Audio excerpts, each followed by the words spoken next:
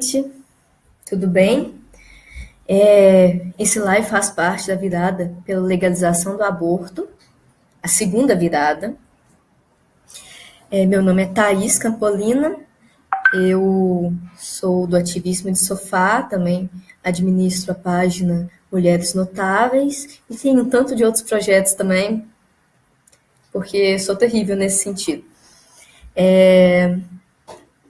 Eu vou dar uma enroladinha até o público chegar, mas eu vou falar sobre o avanço do conservadorismo, a necessidade de resistência, o conto da Aya e o controle do corpo das mulheres, beleza? Já houve um live sobre o conto da Aya hoje, da Joana Burico, que fez pela Casa da Mãe Joana. Eu vou linkar ele aqui quando terminar o meu. Foi um excelente live, eu fiquei querendo fazer o meu e ao mesmo tempo com vergonha do meu, sabe? Porque foi muito massa, me deixou com muita vontade de discutir o assunto. Mas eu vou tentar fazer bem diferente do dela um pouco, mas eu vou citar algumas coisas que ela falou. E eu também queria falar que teve um live no ativismo já. Às 3h30 da manhã, a Flávia falou sobre aborto no Brasil e na Irlanda. Ela fez um comparativo, falou da situação do aborto na Irlanda e o retrocesso que estão prometendo aqui no Brasil, né? Que o legislativo conservador está buscando esse retrocesso. Aí, se vocês quiserem ver, fica gravado aqui no ativismo, viu? É só dar uma olhadinha nos vídeos, e tem os vídeos do ano passado também, beleza? Vou dar uma enroladinha ainda, viu? Deixa eu pensar.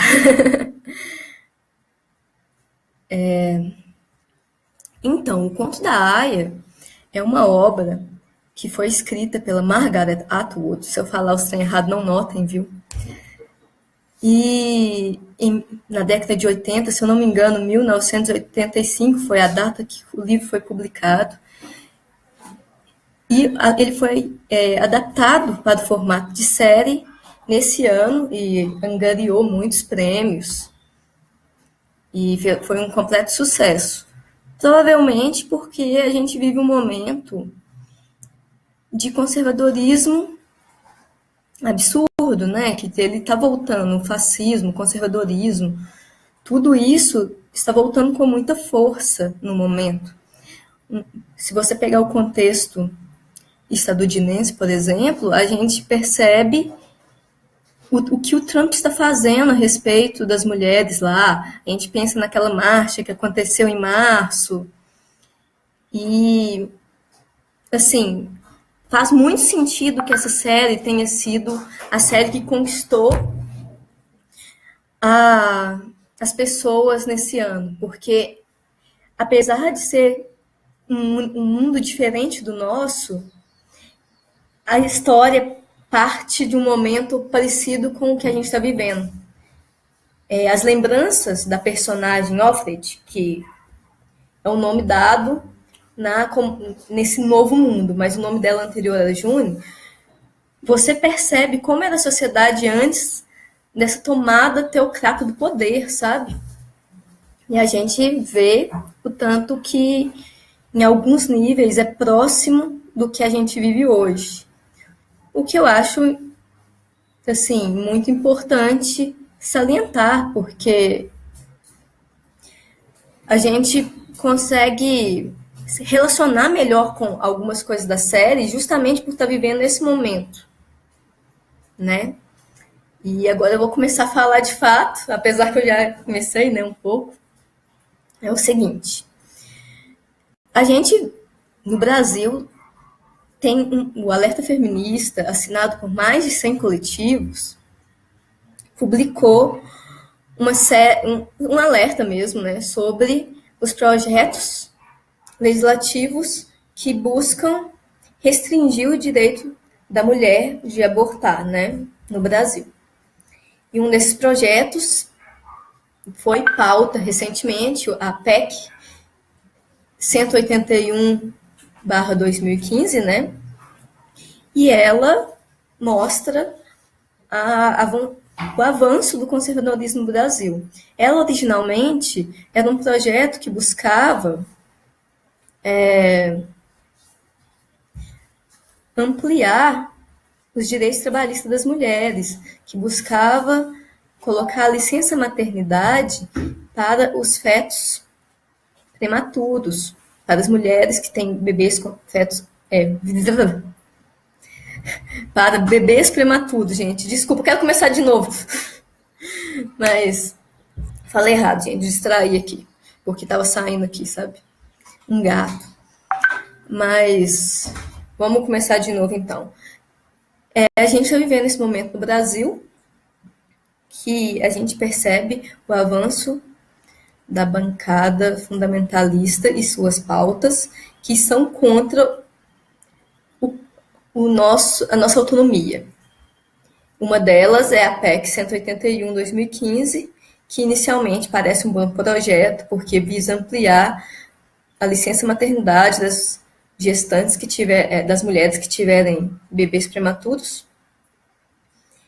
Só que o que aconteceu? Numa estratégia eles enxertaram no texto uma mudança que pode fazer com que o direito do aborto no Brasil, os poucos direitos, o de caso de estupro, risco à vida da mãe, e eu vou tirar o som,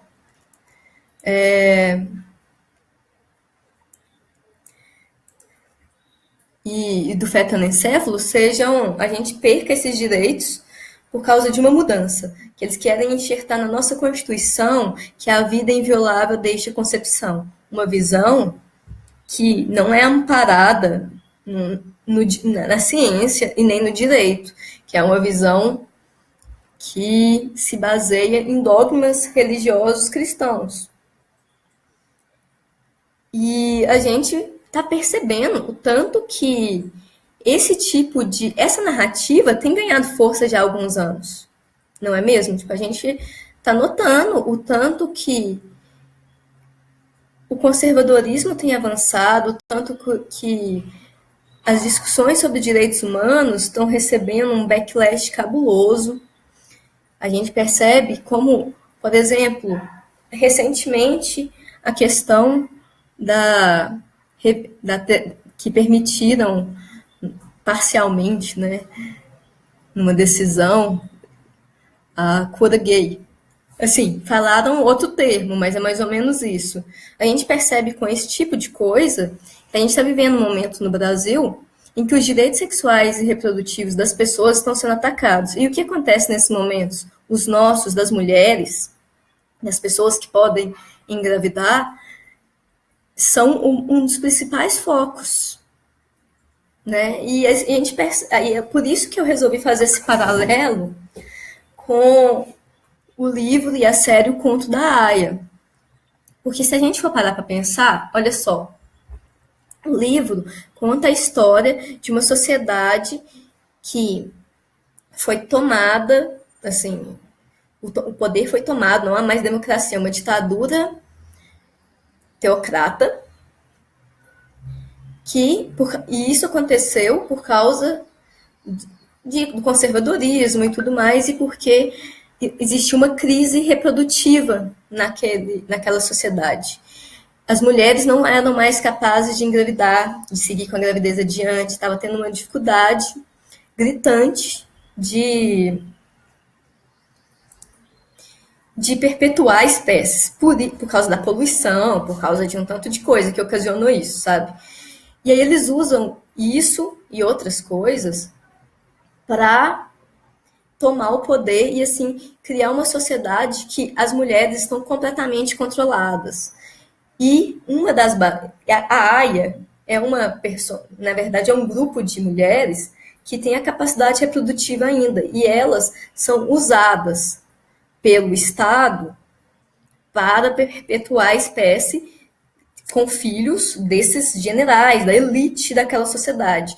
E aí o que acontece? Tem a esposa, que continua existindo ali, e a cerimônia da concepção, que é um estupro da Aia, envolve a esposa também e o comandante. Assim, eu tô contando assim, mas só para ampliar a ideia assim, de que é aquela sociedade, para quem não viu. E o conto, A Aya, ela é a June, que é a Offred, que é a principal personagem no livro, é um fluxo de consciência dela em que ela mistura lembranças e o que está acontecendo naquele momento. E a série já não tem esse fluxo de consciência, mas ela é a protagonista. A Aya, ela está ali simplesmente para servir como incubadora. Essa é a função dela. Ela incuba o feto até o nascimento do bebê, e esse bebê, ela amamenta por um tempo, e esse bebê é entregue para a esposa. E ela vai para outra família, porque eles querem perpetuar a espécie, não estão nem aí, elas vão usá-la até o fim. E aí o que eu acho interessante trazer aqui é que a autora do livro, ela sequer gosta muito de que usem a palavra mundo distópico para se referir à sociedade que ela criou nesse livro Conto da Aya. Porque ela afirma que tudo que ela colocou na série existiu, na série não, na série e no livro, existiu ou existe de alguma forma na nossa sociedade. Por exemplo, se a gente for pensar nisso a gente pode pensar no que é na tomada dos filhos das mulheres que foram negras, que foram escravizadas, que elas tinham filhos, ficavam grávidas, cuidavam deles por um tempo, e aí eles eram retirados delas, muitas vezes, para serem vendidos para uma série de coisas do tipo. E isso é um dos exemplos que a gente pode pegar. A gente pode pegar também a questão da barriga de aluguel, que é bem controversa e tem uma coisa de incubadora também, que a gente pode pensar no conto da Aya. A gente pode ver também, em outros momentos da história, que houve um controle da sexualidade das mulheres, e não só, porque se você for pensar, o conto da Aya também, principalmente a série, na verdade só a série, tem outros personagens e tal, explora outros núcleos. E com isso, por exemplo, trouxe a personagem lésbica, que ela é considerada uma pária ali, porque ela se nega a exercer a heterossexualidade, ela se nega a ter a capacidade reprodutiva dela, por exemplo, de uma das personagens, ser desperdiçada, assim, sabe?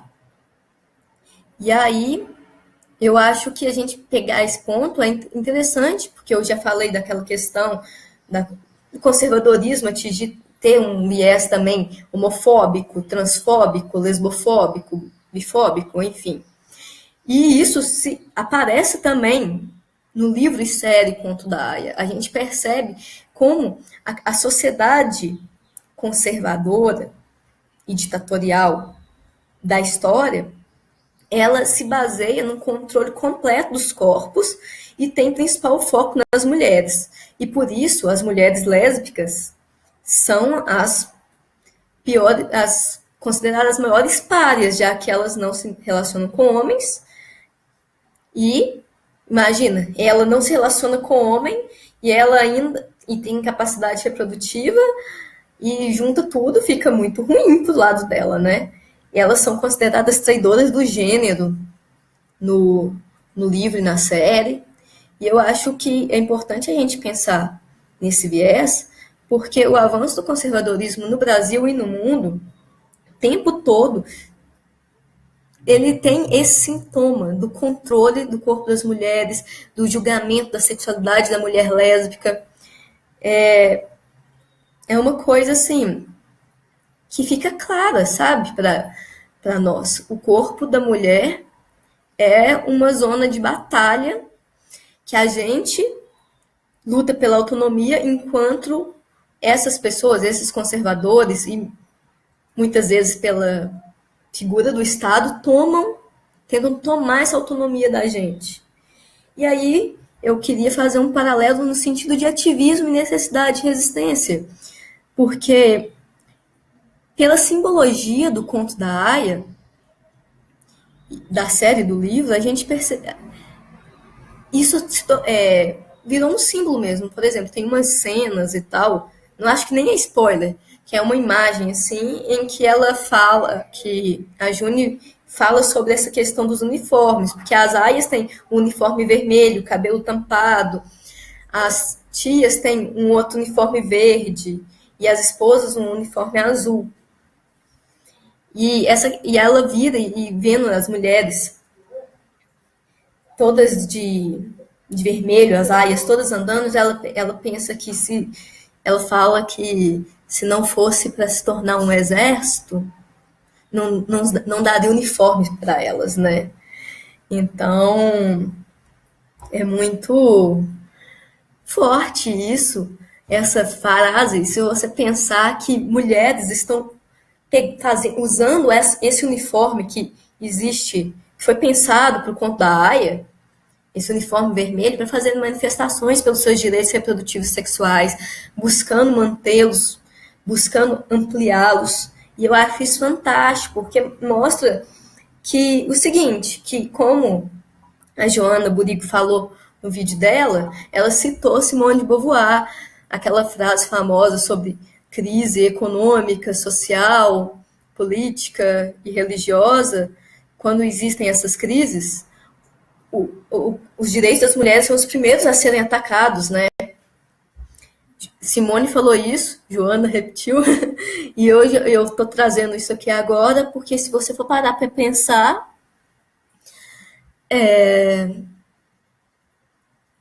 eu esqueci. Peraí. O ao vivo tem essas coisas, gente. Se você for parar para pensar, isso é um chamado pra gente, sabe? A gente pode interpretar a série e pensar nela e analisá-la como um chamado para a gente sair da passividade, porque a June mesmo fala no momento do livro e da série que as coisas foram acontecendo e eles não percebiam a gravidade daquilo. As pessoas olhavam, talvez anestesiadas, porque era pá, né, o tempo todo, retrocesso, eu não sei. E quando perceberam, já era tarde demais e perceberam poucos também, sabe?